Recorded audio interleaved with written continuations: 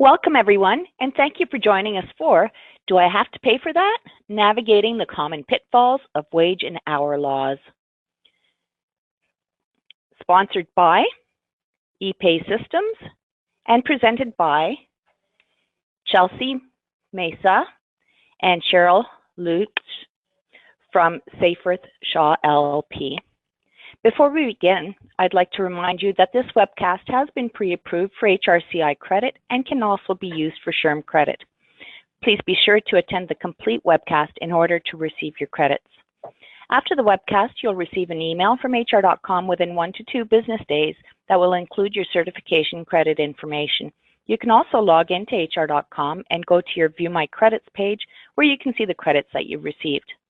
If you have any questions today for our presenters or for HR.com, please type them into the Questions tab on your GoToWebinar control panel, and we'll be sure to follow up with you.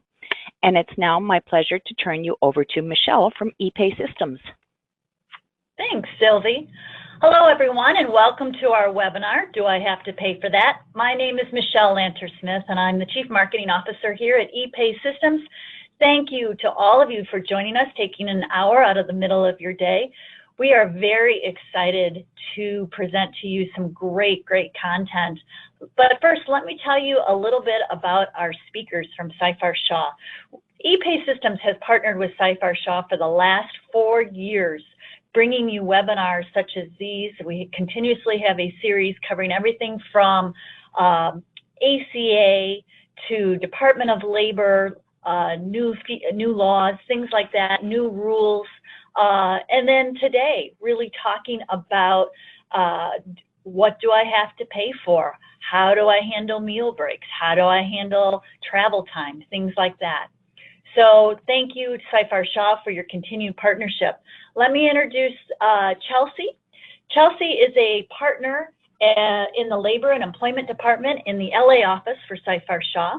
Her practice focuses on advising employers concerning various employment-related issues, including compliance with California and federal anti-discrimination, anti-harassment, and leave laws, and other HR practices. She also works on negotiating and documenting employment and severance agreements.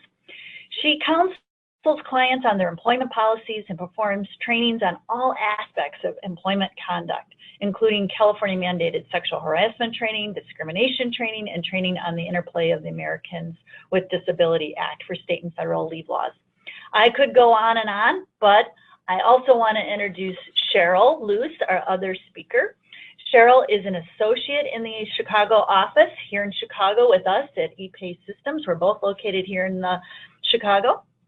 And she is a member of the firm's Labor and Employment Department and Wage and Hour Litigation Practice Group, too. Cheryl represents employers before state and federal courts, the Department of Labor, the EEOC, and state administrative agencies. She is experienced in wage and hour, discrimination, family and medical leave, accommodation, discipline, discharge, and workplace investigation issues. Cheryl also has experience counseling employers on employee benefits and ERISA issues. And again, I could go on and on. Welcome, Chelsea. Welcome, Cheryl. Thank you for joining us today. Thanks for having us. Let me just go quickly over the agenda, and I just, guys, want to tell you a little bit about EPAY Systems. On the next page, you'll see our agenda, and we have a lot of material to cover. Chelsea's going to take you through really some basics on what is considered time worked. Good content to have always in your mind, in your notes, so that you can always go back to it. They're also going to cover meal and rest breaks and talk about policies across America, travel time. They're going to talk about on-call, when your employees are on call, what is required there. And then the last couple of minutes, because really most of it is going to be Chelsea and Cheryl, but they're going to save just a couple minutes at the end so I can talk to you about our time and labor management system and how EPAY can help you really record some of these things and stay on top of it, and make sure you're protected against challenges from the Department of Labor and so on. And of course, we'll also answer your questions as we go throughout, so just type them into the question box. On the next slide, tells you a little bit about EPAY Systems. Again, we're in Chicago. We serve clients around the whole nation and, in fact, around the world. One of our clients is the U.S. Department of Army. And let me tell you, when you've got to serve the Army, your security needs to be top-notch. We provide a SaaS solution that has top-notch security, providing time and labor management so that you can really monitor those employees punching in, punching out, and you can apply some pretty complex pay rules and really get a good visibility into what is happening out in your different sites and locations. And also, of course, monitoring overtime and other types of compliance issues that you could have. In addition, though, to time and attendance, we are a full human capital management provider. We provide everything to really handle that employee life cycle at your organization, from applicant tracking and recruiting to onboarding, HR, benefits administration, payroll, time and attendance, and performance management. We serve really the hourly workforce, those companies that really require a very robust time and labor management system. We have over 75,000 work sites. I think it's higher than that now around the world.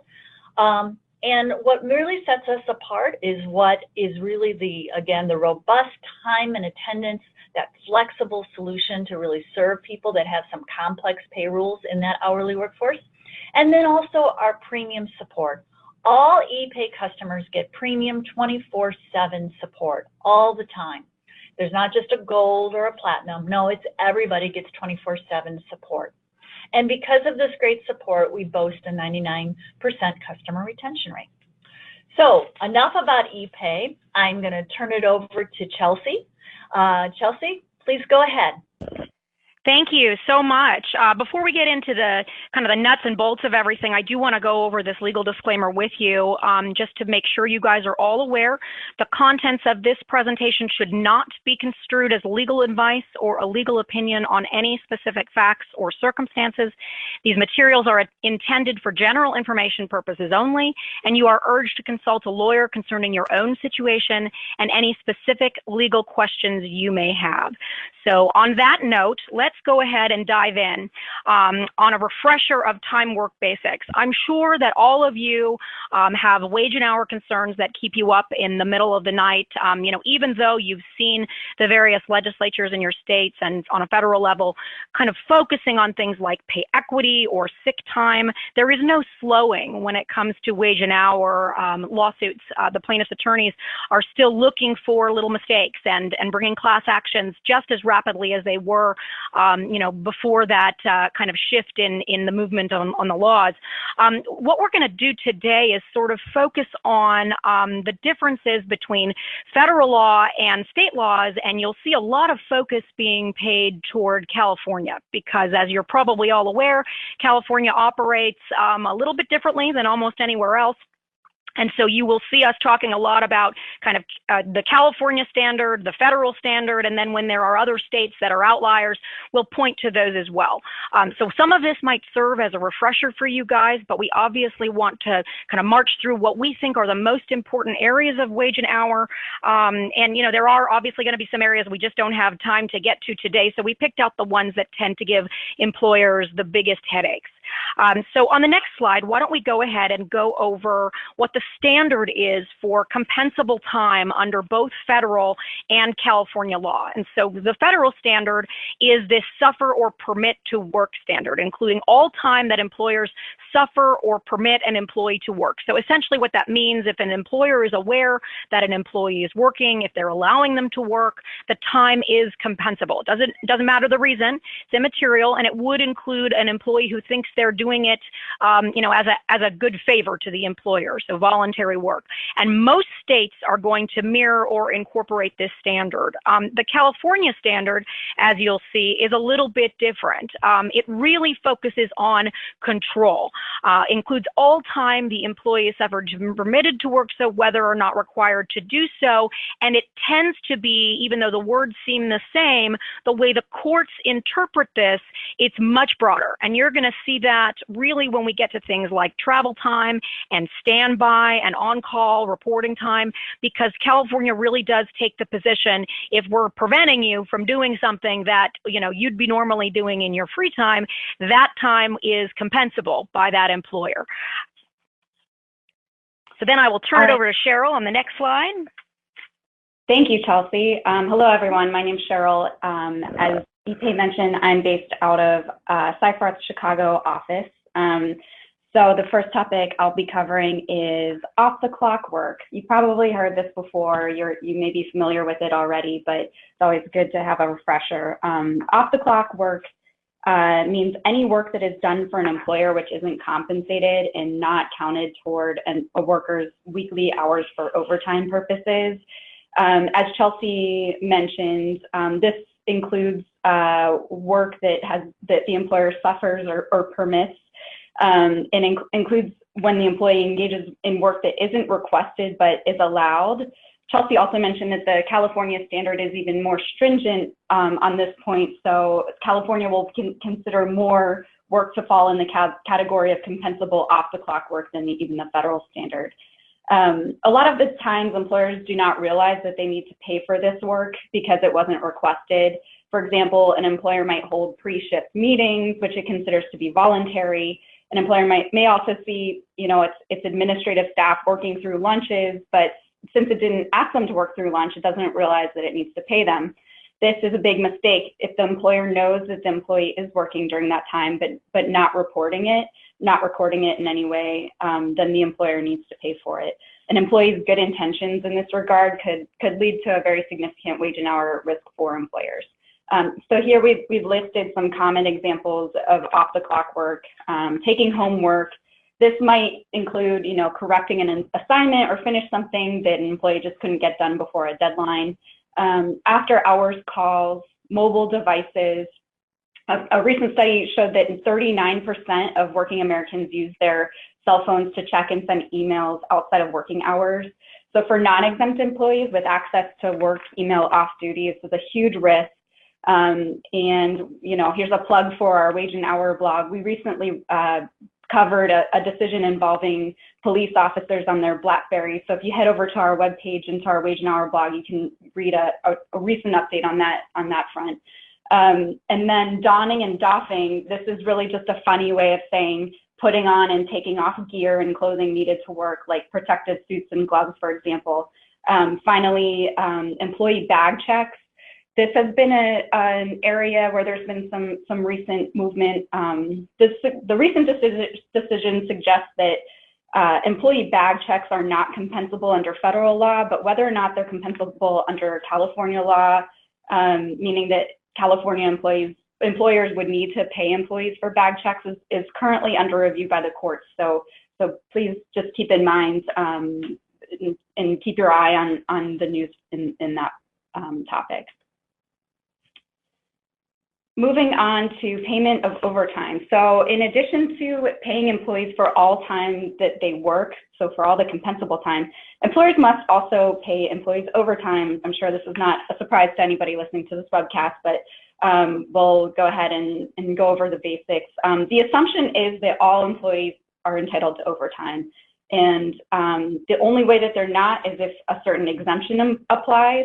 We won't go into the exemptions from overtime now because each one could really be a webinar in and of itself, but know that there are many different exemptions, like the so-called white-collar worker exemptions, outside sales employees, certain computer and transportation carriers, and many other categories. Like I said, we won't get into them.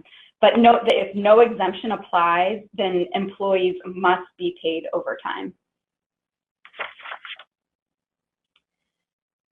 So when is overtime owed? Federal law and the laws of most states require that employees be paid time and a half of their regular rate of pay for all hours over 40 in a work week. Note also here that there are special rules for calculating an employee's regular rate of pay. The general rule of thumb is that you add up all the compensation that they get in the week, including most bonuses, and then divide that total number by the number of hours that they worked in the week.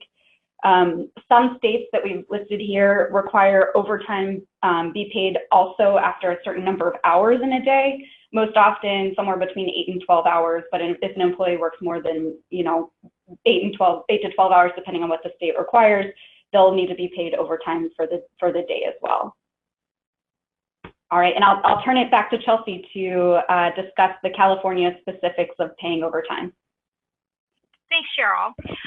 So as you know, California being its own independent, strange place, we do have daily overtime as well as daily double time.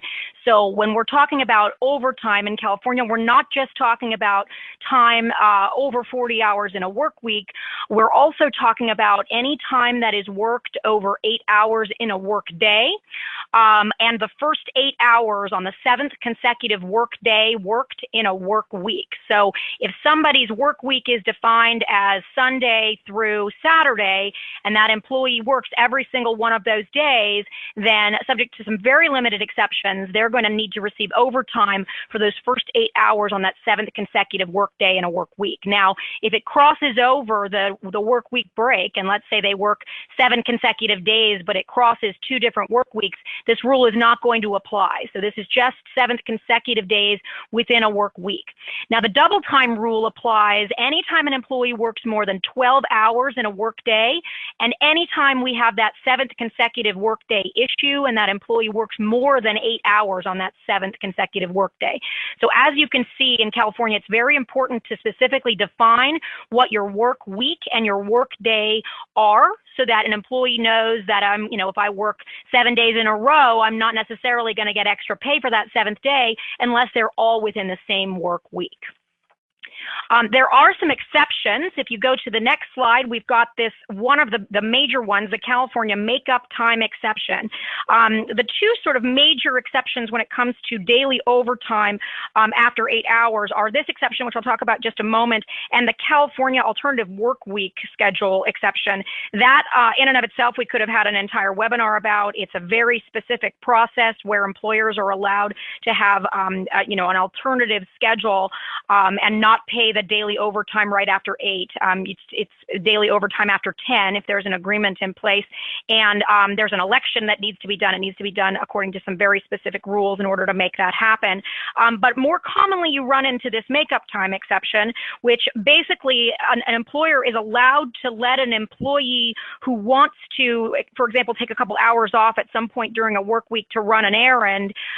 We can let them do that and then let them make that time up within the same work week, so long as it's entirely voluntary, they request it in writing, the makeup time occurs within the same work week, the employee does not work more than 11 hours in the work day and does not work more than 40 hours in the work week. So it's very important to do this correctly, or unfortunately the daily overtime rules will still apply. I don't know that I have a lot of clients in California that actually take advantage of the makeup time exception, because it is one of those things that's kind of a no good deed goes unpunished situation where little mistakes can happen and then it kind of messes the whole thing up. So if this is something that you guys are doing, make sure you're doing it correctly and with caution, and that it's because employees are asking for it and we're okay with it, not that we're trying to encourage people to do so. On the next slide, I want to talk about something else unique in California, which is the California Wage Theft Prevention Act notice. California passed a law a couple of years ago that requires that non-exempt employees receive upon hire a written notice that gives them information about a lot of different aspects regarding their pay, including their pay rate, whether it's by hour, shift, piece rate, et cetera. Also has to list the payday. It also has to give very specific information about the employer, as well as the address of the employer, telephone number of the employer, and workers' compensation information. On that next slide gives the continuation of the list of things that must be included. There's also a new aspect to this Wage Theft Act notice that requires that an employer give an employee the details on what they are entitled to under the paid sick leave law. And so there is a form that the Labor Commissioner has published. We do actually recommend that employers use the form, and that's because of this last bullet point here on this slide that says, any other other information the Labor Commissioner deems material and necessary. So if you look at the form on the Labor Commissioner's website that needs to be provided, you'll notice there are other things that are on the form other than the things that are specifically listed within the law. And so because we don't know whether those are, quote, things the Labor Commissioner has deemed material and necessary, we really do recommend sticking with the form they provided or using that form to create your own form so that you've got everything on there that they would want. So as I mentioned, this needs to be provided when an employee begins working, a non-exempt employee, and certain union employees, because there's a salary threshold for union folks. If they make less than 30% more than a minimum wage, they'll need to also receive this notice upon hire, as well as any time the information in the notice changes for that particular employee. So if, for example, we've been paying an employee, a non-exempt employee, on a piece rate basis and we're changing that to an hourly basis, we would go ahead and issue a new Wage Theft Act notice.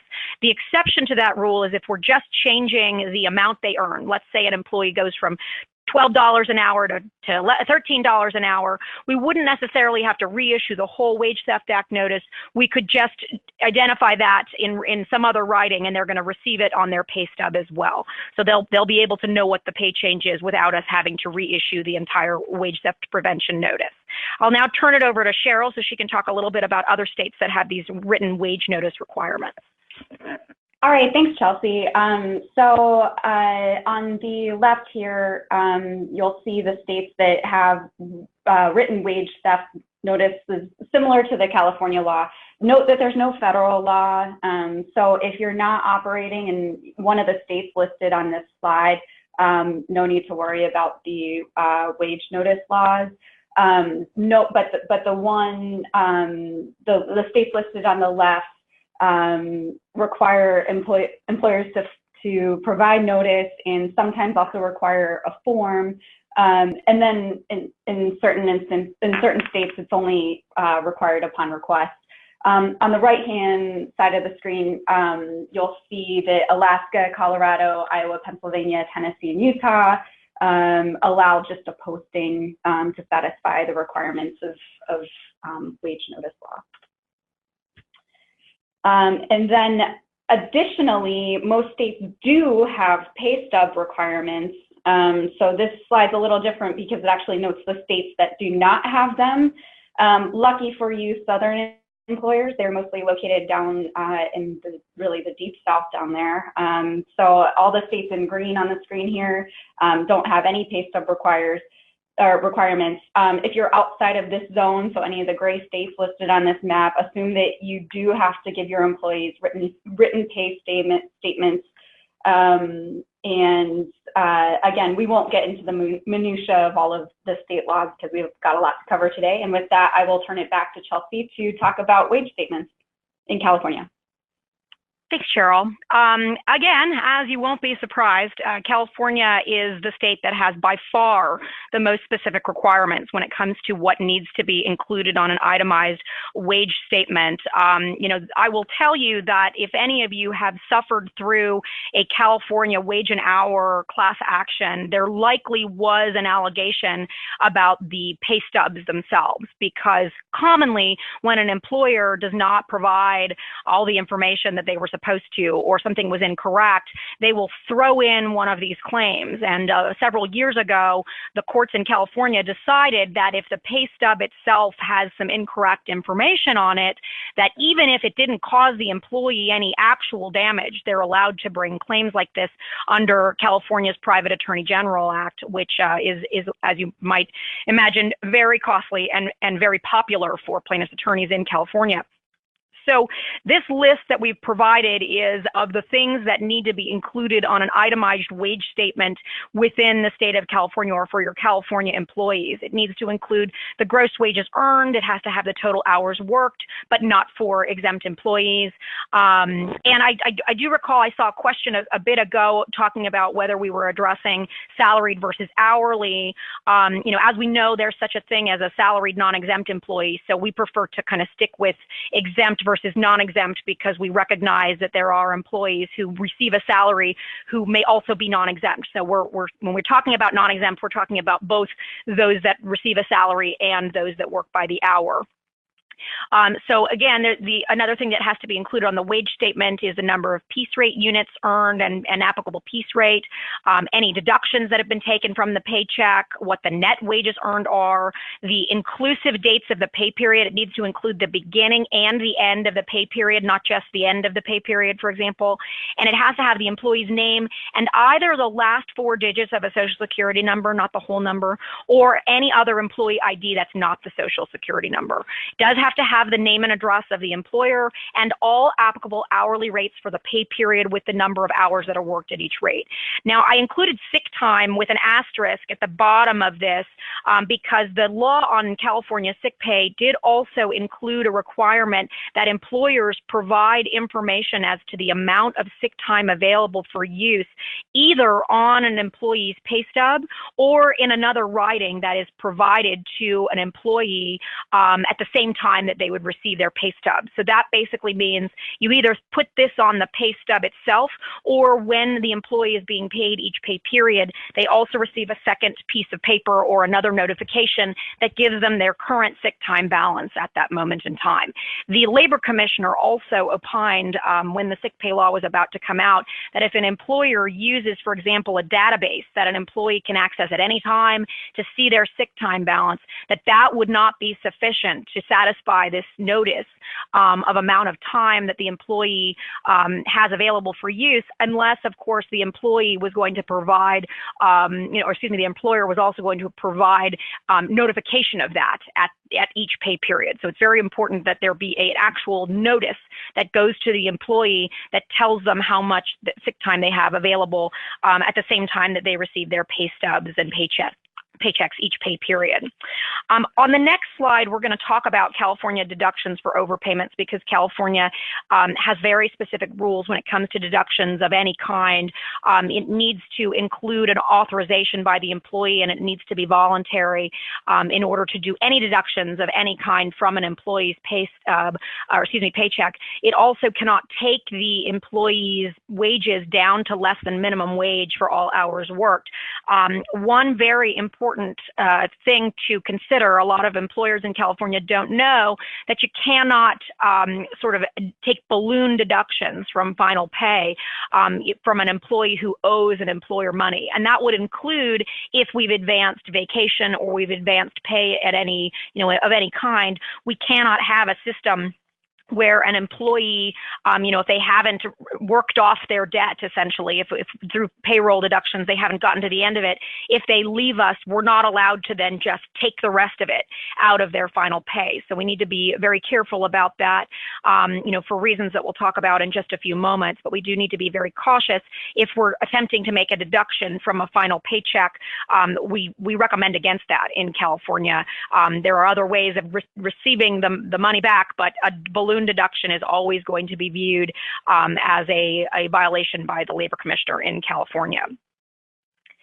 On the next slide, I'm going to address the California rules for pay at termination. Cheryl will address the ones for other locations in a moment, but I do want to go over these rules because it's very important, mostly because of the penalties that an employee can receive if an employer does this incorrectly.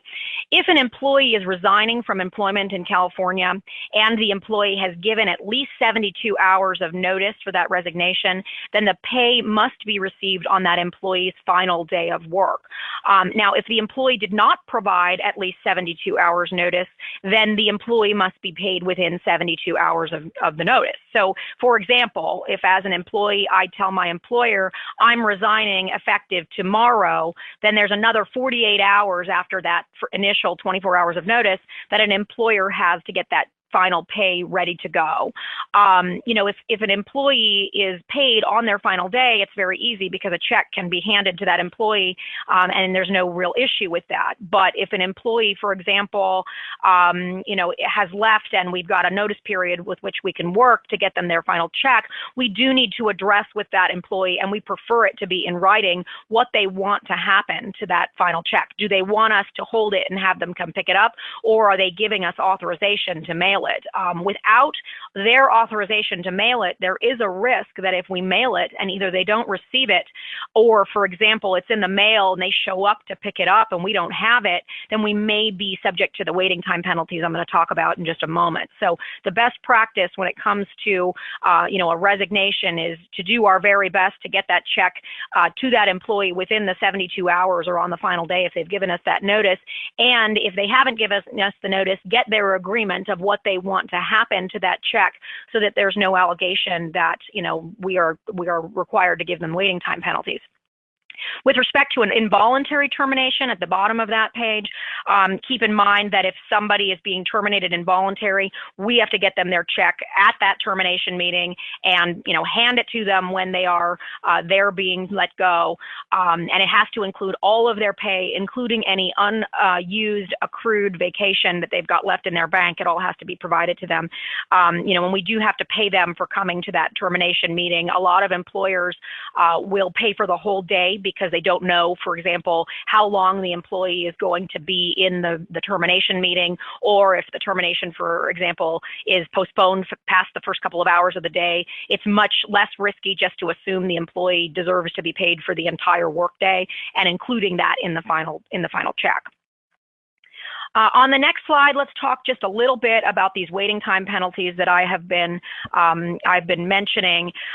Waiting time penalties in California are a little scary because these rules on final pay are very strict. And so if we fail to provide an employee all of their wages by the day that they are due, including all that vacation that they've earned and haven't used, we are subject to waiting time penalties, which is the equivalent of 1 day of pay, of an employee's pay, for up to 30 days. And that's not a month of pay. It's a 30-day. Each day gets counted, including weekends, including holidays, etc. It does require a willful failure to pay, but California defines that very broadly. And I've seen very few occasions where a labor commissioner says no, that the waiting time penalties wouldn't be due because of the willfulness of the failure to pay or the lack of willfulness. So unless there's a reasonable defense as to why we didn't get the pay to them, on time, perhaps there's an actual dispute of a portion of the wages earned and we've paid the rest, but the portion in dispute has not been resolved. That's something that I see come up a lot, and the labor commissioner has been somewhat forgiving depending on the reasonableness of that defense. Other than that, you're probably going to owe these penalties if the pay is late or not 100% correct when it's paid. And ignorance of the law is never going to be an excuse. As I mentioned, there is a 30-day cap for this. So, for example, if you're just a couple of days late, then you'd only owe a couple of days. And once the pay goes, and the employee receives that pay, then the waiting time penalties stop. So it's not as though the 30 days is dependent on you actually paying those waiting time penalties. There aren't waiting time penalties on waiting time penalties.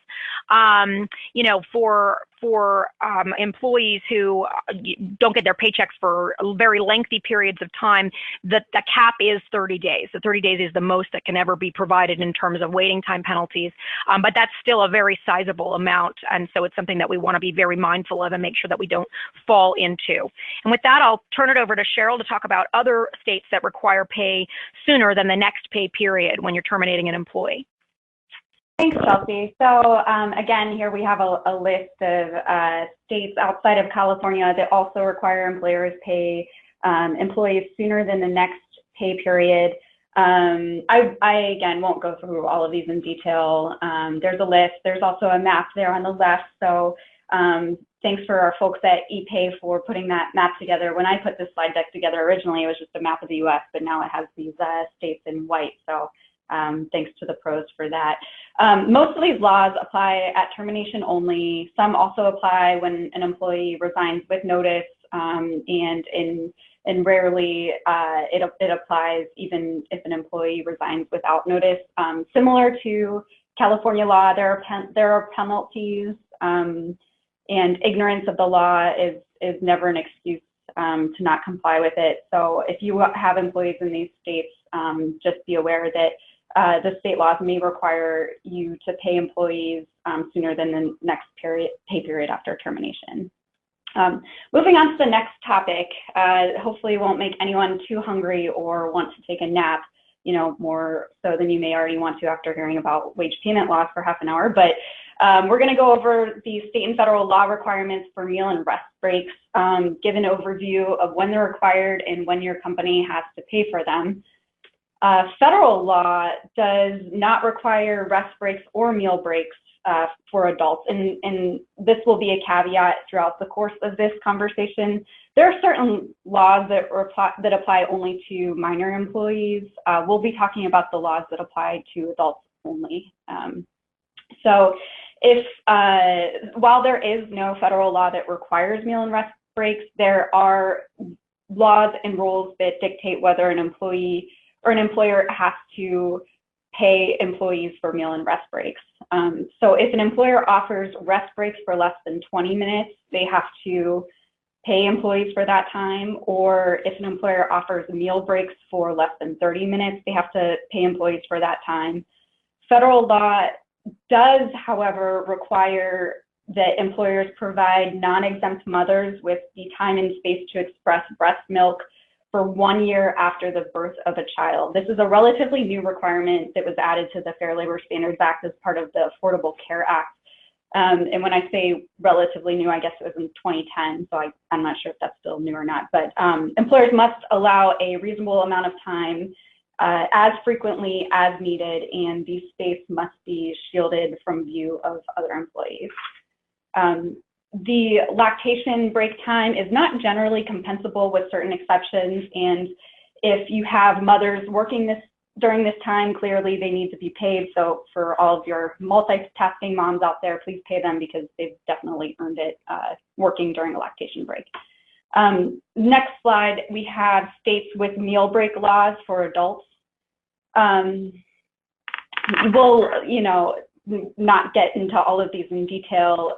We've got the list of states, and then in parentheses, we have the number of hours that are required for employers to offer a meal break. So if you have employees in these states, please note that you need to be providing at least one meal break within that period of time. And again, here we have states with rest break laws for adults. If they're working for that block of time, so for Colorado, 4-hour block of time, et cetera, you need to provide employees with a rest break. I'd like to point out that Vermont requires employers to give employees a reasonable time to protect hygiene. So, you know, that's open to interpretation, maybe a little bit too graphic in the way that it's worded there. Just avoid any mental images on that one. So with that, I will turn it over to Chelsea again, who will talk about California meal periods. Thanks, Cheryl. California meal periods are unique in that there are requirements about when they need to be taken, how long they need to be, and they really do, according to California law, have a lot of very specific details about how these meal periods need to be provided. The standard is an employee who works more than 5 hours in a work day, they need to be provided with a 30-minute off-duty, uninterrupted, unpaid meal period. So that meal period has to begin no later than the end of the 5th hour of work. So an example would be if an employee starts their work day at 7 a.m., the employee must start their meal break no later than noon.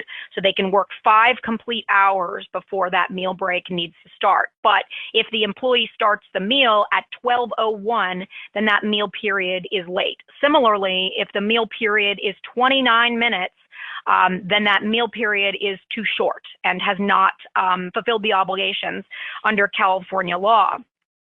There is a possibility to waive a meal period, but it's very limited in California. So if an employee is working a shift of more than 5 hours, but not more than 6 hours, that employee can agree with the company to voluntarily waive that meal period and finish their shift as a total of 6 hours without taking any meal period at all. We do recommend that if these types of waivers are going to be used, if an employer is going to use one, that they put those in writing and make it real clear that it's revocable and that an employee, has voluntarily chosen to do this. It was on them as opposed to our making them do that. So that's very important with respect to these meal periods. On the next slide, we talk about the additional requirement, which is that an employee who works a shift that is longer than 10 hours in a workday, they have to be provided with a second 30-minute off-duty, uninterrupted, unpaid meal period. It needs to begin no later than the 10th hour of work.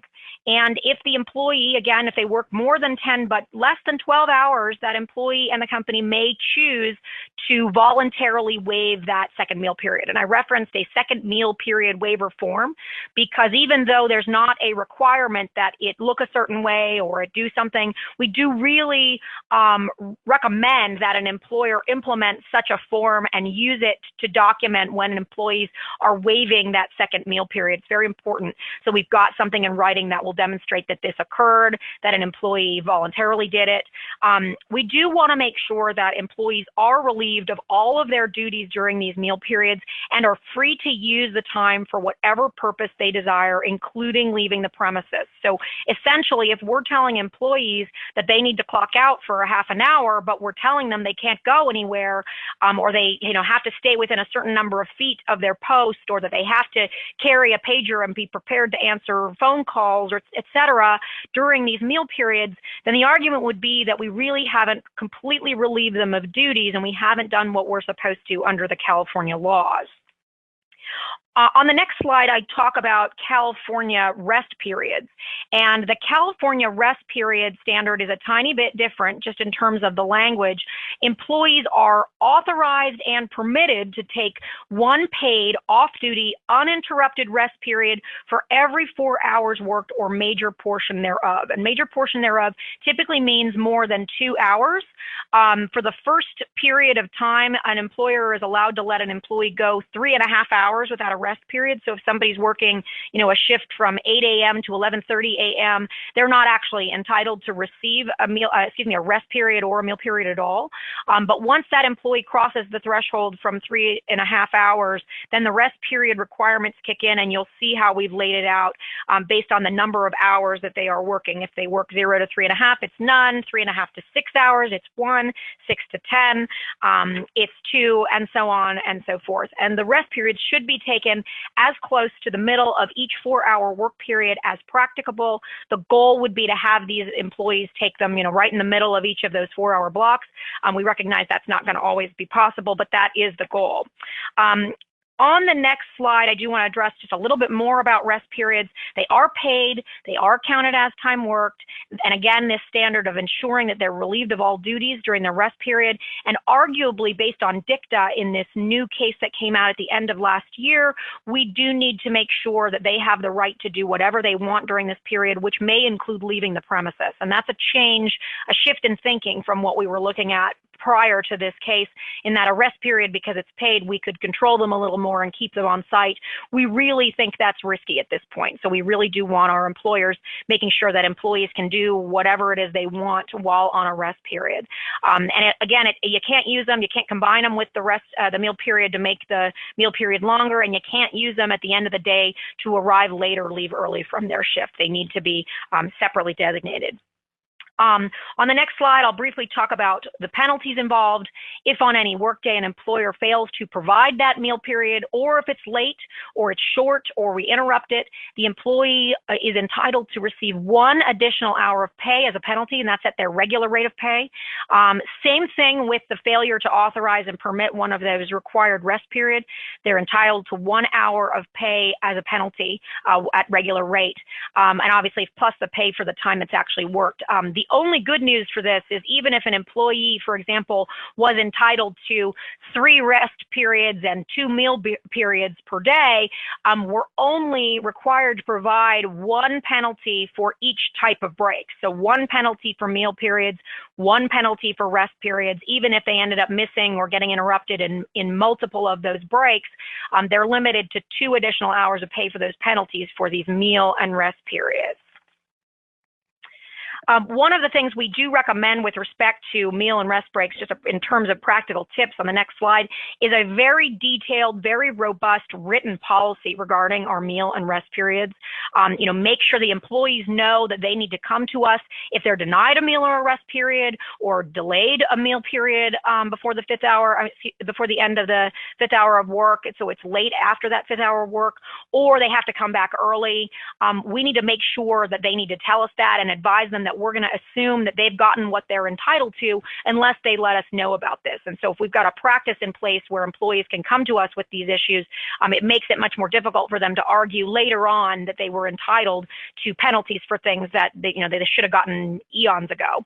We also recommend some pretty specific trainings for your managers and supervisors to make sure that they understand these strict requirements and that they understand that they can be held accountable if we end up having to pay a bunch of penalties because they're not letting their employees go on their breaks when they're supposed to be going on their breaks. So keeping the managers in the loop and making sure that they understand that their sense of responsibility is also on the line for purposes of not providing the correct meal and rest breaks. The last thing I wanted to raise with respect to California meal and rest periods in terms of tips is the meal period record keeping. We are required to keep records that show, on the next slide, that show when the meal periods start and stop. We do have to require these things. It's also really recommended because the burden in these wage and hour claims is going to be on us to show that the meal periods happen when we say they did. There is no record keeping requirement with respect to rest periods because, as we talked about, they're not going to be off the clock. They are paid time. But we do recommend some sort of attestation, whether it's in your time card or your time reporting system, that they say they've gotten everything that they were supposed to. And we recommend very good compliance monitoring and periodic auditing to make sure that our employees are getting what they're supposed to and when they're supposed to. And with that, I'll turn it over to Cheryl to talk briefly about travel time. Thanks, Chelsea. So in the topic of non-exempt employee travel time, we really see a lot of questions from employers about whether they're supposed to compensate non-exempt employees for traveling and under what circumstances. So we hope to offer you some clarification today, and I'll be moving quickly through this because I note that we are running somewhat short on time. So the general federal rule is that traveling from home to work is not compensable. So if you've got employees who are just doing their normal commute, that's not compensable time. When traveling away from home, the only compensable time is that time which cuts across the employee's normal working hours. So what does that mean? That means if you have somebody who's traveling perhaps in a different city for work, and they are traveling between 10 a.m. to 11 a.m., maybe to get from their hotel to a conference that they're supposed to attend. Whereas you wouldn't normally have to pay for that commuting time if they were just going from home to their office. You have to pay for that travel time because it cuts across their normal working hours. And a twist to this is this includes not only normal working hours on regular days, but also corresponding hours on non-working days. So if you've got employees who are traveling for like a weekend conference and normally they're working from 9 to 5 when they're located at home and just commuting from home to their normal office, you need to pay them for all travel time that they do on the weekends between 9 and 5 p.m. And then this should go without saying, but we hate to hammer this home too much, but if an employee is performing any work at all during travel time, so if they're a passenger on an airplane and they're performing work, that time is always compensable. Employees need to be paid for all of the time that they work, no matter what. And I'll move it over to Chelsea to talk a little bit about California travel time. Sure. Similar to federal law, and probably the only similarity is that the commute time to and from work is generally unpaid, but under California, all other travel time by non-exempt employees is compensable, even if it's outside the employee's work hours. So that's a very significant difference between California and federal law. Obviously, once an employee gets to their destination and becomes kind of on their own for the evening, that is, no longer going to be compensable time. And anytime they're actually taking a duty-free meal period during travel, if they are able to kind of pull over or grab a lunch while they're driving, that does not need to be compensated as well. Cheryl, go ahead and take the next one for on-call and reporting time pay. Great. So everyone, this is going to be our final topic today. This is another topic, it's very confusing. We receive a lot of questions about it, but when are employees on call? And if they're on call, do we have to pay them for that time? So again, we'll start off with the federal standard. There is no federal requirement that employees be paid for on-call time, but, and this is a big but here, on-call time could be considered hours worked that employees must be paid for depending on the circumstances. And this is a very circumstance-specific test, very fact-intensive inquiry that courts in the Department of Labor will do to determine whether an employee is under so much control during their on-call time that they are actually considered working for the purposes of federal law. So here we've listed some factors that determine whether on-call time should be compensated or not. The first is whether the employee is required to remain on or close to premises. The second is if the employee has a short time limit to respond to calls from a manager or supervisor to come into work. Usually an hour is considered significantly short, but again, it's really just going to depend on a balancing of all of the factors at play. The third factor is if the employer is frequently responding to phone calls, texts, or emails during off hours. Courts have found that 4 to 5 calls per day is sufficiently frequent for the standard. The fourth factor is if there's a high incidence of on-call activity requiring the employee to appear at the building's premises. So, if the employee has excessive geographical restrictions, if the employee is frequently responding to calls to come into work, courts have seen that have determined that more than once per day is sufficiently frequent to have to respond to calls to come in. And if the employee has excessive geographical restrictions on movement, and again, this is all just sort of a ballpark figure, so there are no bright line rules here, but a 35 to 50 mile radius has been found sufficiently restrictive to mean that the employee must then be paid for that time.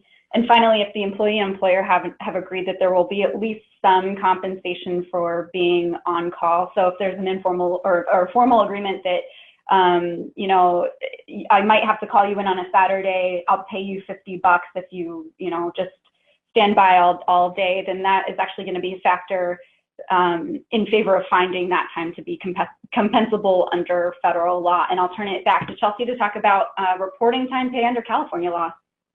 Sure, and just to touch really briefly on California on-call, the factors are similar for on-call time in California to determine compensability, just turn them up a notch. So anything that is compensable under federal law is probably going to be compensable under California and more, so very consistent with California. I'm not going to go into too much detail on California reporting time pay because we have provided all of the details within the slides, and I want to give Michelle an opportunity to have the last couple of minutes to talk more about EPAY systems.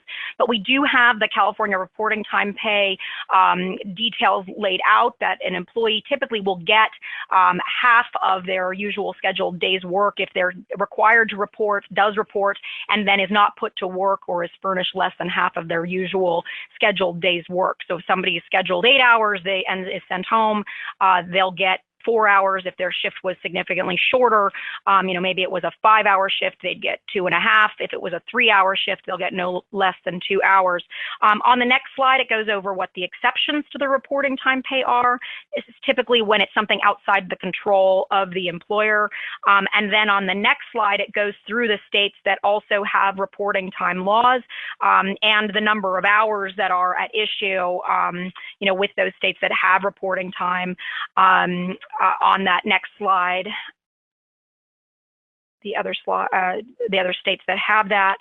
And you are going to be receiving a copy of these, so don't fret that if you're trying to scribble this down, you're going to get these and be able to take a look at it. On our last slide with information for you guys, there is a rule about California callback pay, which is if an employee leaves for the day and is required to report a second time, there is a requirement that if they don't work for at least 2 hours, they get at least 2 hours of pay. And so it's a little twist on the reporting time requirement that there is a callback pay required for employees who physically report a second time within the single work day. With that, we did have a slide for questions, but I do want to give Michelle first an opportunity to go through the remaining EPAY material before we kind of address those final things. Great. Thank you, Chelsea. Cheryl, great topic and great information. At EPAY, we have a human capital management solution, and on the next slide, you can see all the different modules that we cover. On that slide, everything from, as I said earlier, applicant tracking, HR benefits, time and labor, payroll, and performance management, including able to handle a lot of the HR administrative services and payroll administrative services that you need. But I just want to spend 1 minute specifically on time and labor management, which is about the fourth circle over. If you go, not the next slide, but one more after that, Cheryl. One more, just again, because we're short on time. In our time and labor management solution, if you would just go back, and I just want to show the diagram on that slide. Thank you very much. We have a number of ways to be able to collect time information and be able to track things that Chelsea and Cheryl talked about today. We have 4 different types of input devices. Most of our clients, of course, use clocks, biometric clocks. We have biometric clocks with both fingerprint and facial technology, as well as we have an award-winning mobile time tracking app with GPS so that you can track exactly where people are punching in, and also with facial recognition on that too. And of course, we have some more traditional means of time tracking using the telephone and a PC. All of this, of course, goes into our cloud-based time and attendance solution, which will basically where we apply the complex pay rules, shift differentials, all the different things that need to be tracked. Also in there is where we apply overtime rules. And yes, all of the things that Cheryl talked about in California, where you have double time and all those tricky things, EPAY can handle that. The other thing that was mentioned is the ability for, in California, that sometimes employees, they need to be able to sign off on their timesheets and say, yes, I agree. You can do that too with our collection devices. Their timesheet can be shown to them and they can sign off. On the next slide then, just a few things on meal break compliance features. This is really critical, especially in California. First of all, you can get alerts with our system that an employee has missed a meal break, taken a short break, too long of a break, or that the meal break was after the 5th hour, so that you can stay on top of that and put some policies in place to try to correct it. You can also, if you want, block an employee from punching back in at a meal break if they haven't taken a long enough meal break to satisfy rules. And then also, finally, you can keep records on those meal breaks. Of course, you have all of that tracked in the system, but if you want the employee to provide input into, yes, I did take a meal break today, or no, I didn't, you can ask questions at that checkout with our dynamic question feature. And when they punch out, you can ask them, did you have a meal break? The other question that many of our clients ask is, did you have a safe day? So that we can track issues related around work safety and help you when it comes to workers' comp type of questions. So that's just a little information on us. I think we have time for one question. So I think we have 2 minutes left, maybe 2 questions. So I'll turn it back to Cheryl or Chelsea to maybe answer a question or 2. Sure. This is Chelsea. I'm sort of scrolling through some of these to see the ones that were not, that maybe we didn't get a chance to address. And we can certainly make our best efforts to try to answer these after the fact, not on the line. We can work with EPAY to see if that's something that they're comfortable with us doing. I see a question about donning and doffing, about best practices to pay an employee. Certainly within California, we do recommend if somebody's donning and doffing more than, for example, de minimis time. If somebody has to put on a hat while they're walking in the door, that might be something you could argue was de minimis. But if there's a full uniform change, and we require an employee to do that on the property, and for example, and it takes a couple of minutes, then we definitely recommend that they punch in before they do that, because this is an area where we are seeing a lot of activity, and especially California, because they are under our control at that point. This and bag checks are an area we're seeing a lot of wage and hour claims about, because employees are, for example, being held at a door and not allowed to leave until their bags are checked, or they clock out and then they take off their uniform that they're required to leave, and that takes 5 to 7 minutes each day, and the courts are looking at that as compensable time. So best practices would be to look at your specific donning and doffing, how much time it's taking, and whether the employee has any other options in that circumstance, meaning it's just a hat, or it's just maybe an apron they throw on over their clothes, and it isn't something that takes any time. But if they have the ability, or if they have the limitations placed on them where they have to do it at work and it takes more than a second, I do recommend from a best practice perspective, that become compensable time. It is 11 o'clock on the nose. I want to make sure people are aware of that. I certainly, we can stay on for another minute or two, but we're unfortunately fairly limited to do that. Thank you. I think we probably should end it there, because everyone needs to get back to their day. Thanks. Thank you so much, Cheryl and Chelsea. It was a great presentation. I'm sure everyone is looking forward to getting the slides and getting the details. Thank you. Thank you.